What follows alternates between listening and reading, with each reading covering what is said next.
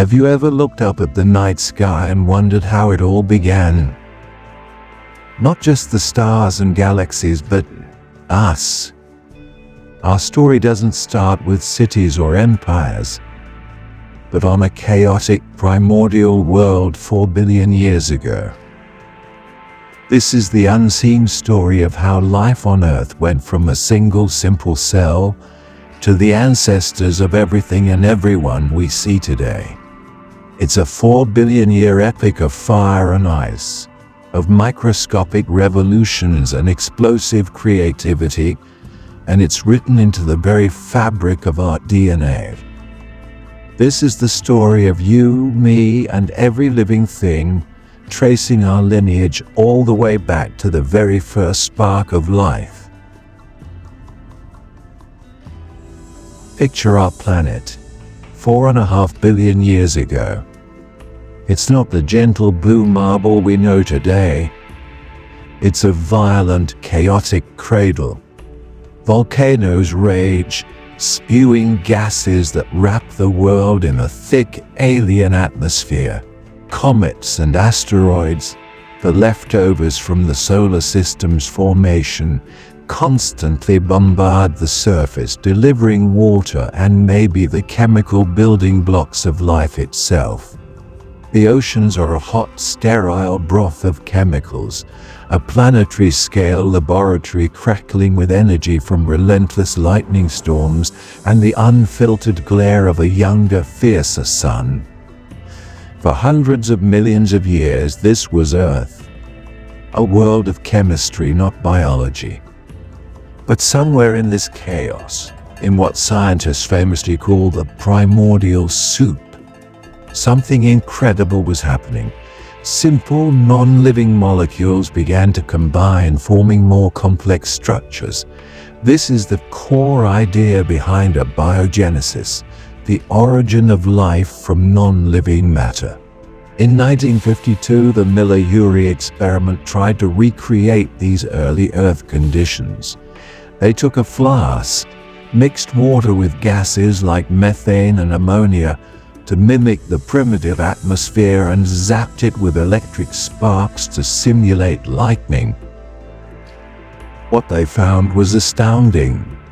In just a week, they had made over 20 different amino acids, the fundamental building blocks of proteins. The experiment was a landmark.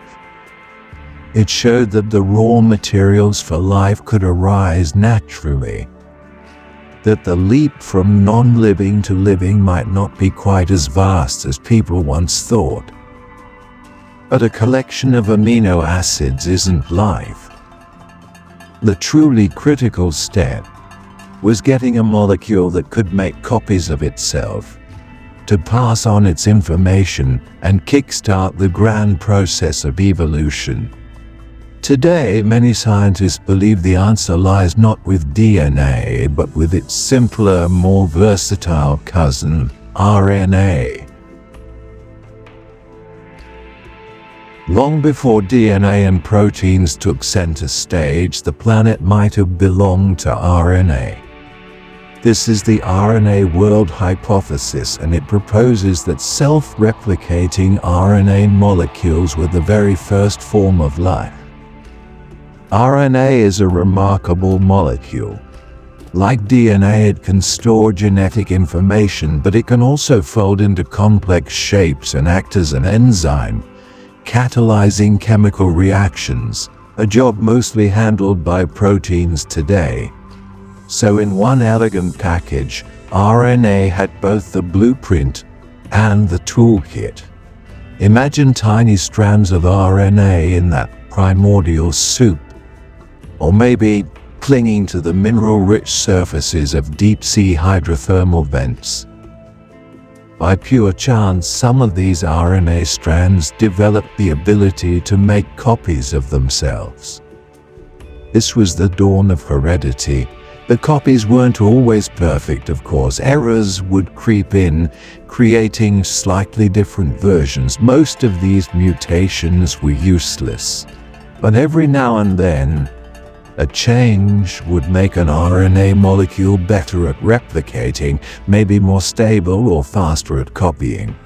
This was natural selection in its most naked form, not a battle of claws and teeth, but a silent molecular competition playing out over millennia. The best replicators made more copies and their descendants came to dominate. Research is constantly reinforcing this idea. In 2024, scientists developed RNA molecules in the lab that can accurately copy other functional RNAs, showing how Darwinian evolution could have started at this tiny scale. The next great leap was getting a container, a membrane, a simple bubble of fatty molecules or lipids that could wrap around these replicating RNAs and other useful bits. This was the first protocell, a private, protected environment where the chemistry of life could become more concentrated, efficient, and distinct from the chaos outside. From this moment, all life as we know it began to diverge, yet every single organism on Earth, from the bacteria in your gut to the tallest redwood, can be traced back to a single population of these early cells. We call it LUCA, the last universal common ancestor. LUCA wasn't the first life form, but it's our oldest identifiable ancestor, the trunk of the immense tree of life, living somewhere over 3 billion years ago. And it already had the basic molecular machinery that all of its descendants, including us, would inherit. For the next 2 billion years, life stayed simple. The world was dominated by single-celled organisms called prokaryotes. But one of these unassuming microbes was about to change everything. They were called cyanobacteria, and they evolved a revolutionary new trick: photosynthesis. They learned to harness the sun's energy to split water molecules and make their own food. It was an incredible evolutionary win, but it came with a toxic byproduct: oxygen. To the early life forms that had evolved in an oxygen-free world, this new gas was a deadly poison. As cyanobacteria spread across the globe, they pumped huge quantities of oxygen into the atmosphere in what's now called the Great Oxidation Event. This was arguably the first and greatest mass extinction in Earth's history, wiping out countless anaerobic organisms. But out of this crisis came an incredible opportunity. Oxygen is a high-energy gas. Any life form that could learn to breathe it to control its reactive power would unlock a whole new level of metabolic energy. This new oxygen-rich world set the stage for a new kind of cell, one far more complex and powerful: the eukaryote. The evolution of the eukaryotic cell is a story of ancient teamwork. The leading theory, endosymbiosis, suggests it all started when one larger cell engulfed a smaller bacterium, but instead of digesting it, the two formed a partnership. That engulfed bacterium became the mitochondrion, the powerhouse of the cell, an expert at using oxygen to generate huge amounts of energy. A similar event with a photosynthesizing bacterium would later give rise to chloroplasts in plant cells. This was a game changer. With internal power plants and a nucleus to protect their DNA, eukaryotic cells were bigger, more organized, and had way more energy than their prokaryotic cousins. They had the power and complexity to build bigger, more intricate things. They were ready for the next step, working together. For 3 billion years, life was mostly a solo act. But things started to change, and single cells began to cling together, forming colonies. This has happened independently at least 25 times. While the very first signs of simple multicellular organisms may date back over 1.5 billion years, the evolution of the complex multicellular life that led to animals really kicked off much later, around 800 million years ago. At first, this was likely an accident. Cells just failing to separate after dividing, but it offered advantages. Being in a clump made you less likely to be eaten. Cells on the inside could be protected by those on the outside. We've even seen this happen in the lab. Scientists have put single-celled algae under pressure from predators and watched them evolve into simple, multicellular clusters in just a matter of months, replaying one of life's most important moments. Over millions of years, these simple colonies grew more sophisticated. Cells began to specialize, taking on different jobs. Some might focus on movement, others on feeding, and still others on reproduction. This is the core of a multicellular organism, a community of cells that gives up individual independence for the good of the whole.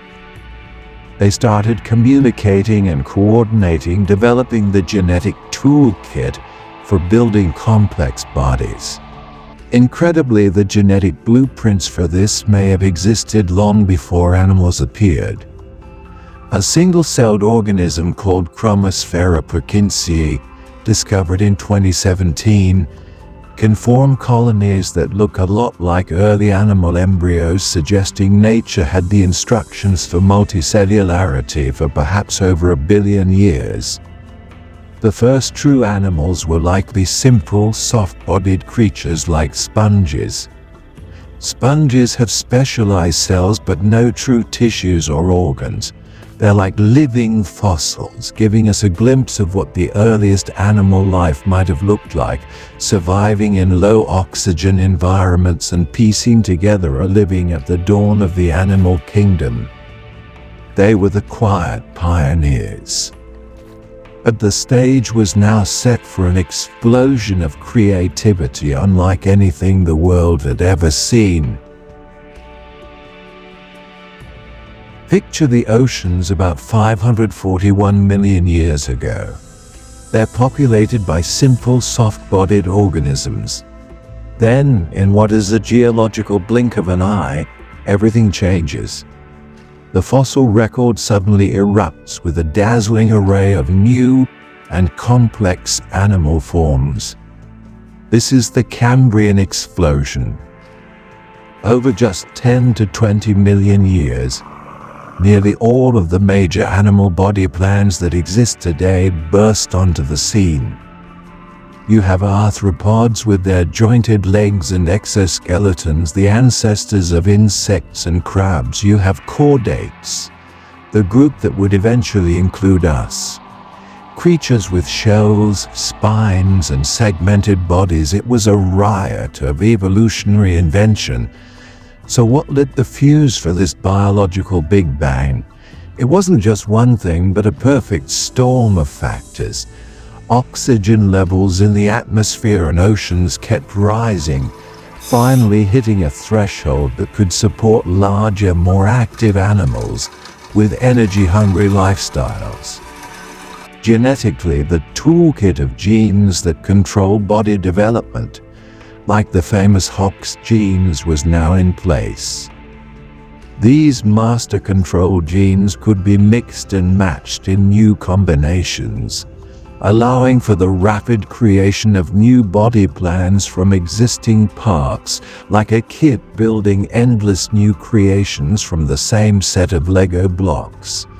But maybe the biggest driver was a new ecological reality: predation.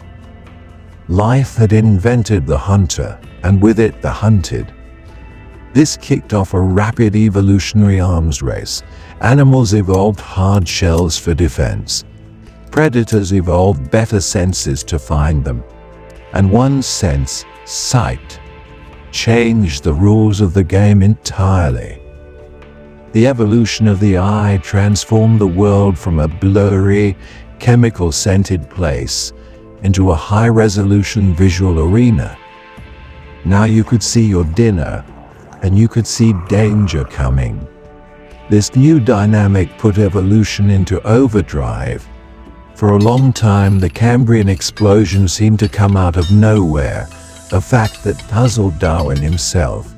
But recent discoveries are filling in the gaps. Trace fossils, the tracks and burrows left behind by ancient creatures, suggest the revolution began earlier than we thought. Evidence from as far back as 545 million years ago shows that animals with complex bodies and muscles were already on the move, setting the stage for the main event. The explosion wasn't instantaneous, but a rapid fuse that had been smoldering in the deep for millions of years. For more than 3 billion years, life was stuck in the water. The land was a barren, hostile frontier, baked by unfiltered ultraviolet radiation with no soil to hold moisture and the crushing pull of gravity.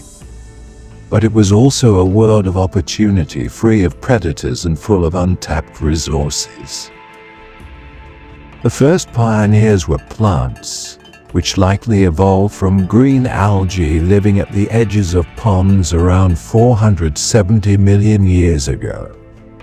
They slowly began their conquest of the continents, evolving waxy coatings to keep from drying out, rigid stems to fight gravity, and root-like structures to anchor themselves. They were the planet's first architects, creating soil, changing the climate, and pumping out even more oxygen. For millions of years, they had the land to themselves. But the animals weren't far behind. The first to venture ashore were arthropods, insects, scorpions, and millipedes, who were already equipped with a supportive exoskeleton and jointed legs perfect for walking on solid ground. The most famous transition, though, was made by our own ancestors, the vertebrates. It began with lobe-finned fishes, a group with stout, bony fins that were a clear precursor to limbs. Fossils like Tiktaalik, the celebrated fisherpod, from around 375 million years ago, perfectly capture this moment. It had the scales, fins, and gills of a fish, but also a flattened, crocodile-like skull, a mobile neck, and sturdy fin skeletons with the same basic pattern as every land animal to follow. One bone, two bones, many bones. It could prop itself up in the shallows, and maybe even pull itself onto the mud flats. The move to land wasn't easy. Animals had to evolve lungs to breathe air, stronger skeletons to support their weight, and new ways to reproduce away from water. But the rewards were immense. They found a new world teeming with plants and new niches to fill. This great migration out of the water paved the way for the age of amphibians, the rise of reptiles, the reign of dinosaurs, and eventually the emergence of a small, furry group of animals that would one day call themselves mammals. From a single fragile cell in a primordial sea, to the walking forests and teeming oceans of the Cambrian, to the first tentative steps on land, the story of life is a 4-billion-year epic of survival, innovation, and transformation. It's a story driven by blind chance and brutal necessity, of catastrophic extinctions and explosive creativity. Every living thing you see today is a success story, the end of an unbroken chain of life stretching back to a single common ancestor. Our own existence is a product of this immense and ancient journey. The salt in our blood is a relic of those ancient oceans. The basic chemical reactions in our cells are the same ones that powered the earliest microbes. The very bones in our hands share a common ancestry with the fins of a fish. We are, in the most literal sense, living history. The unseen story of life is our story, and it's a powerful reminder that we aren't separate from the natural world. We are the result of its grandest, most improbable, and most beautiful experiment. If you were captivated by this journey through deep time, be sure to subscribe and hit the notification bell. We have many more stories to tell about our incredible universe and our place within it. Thanks for watching.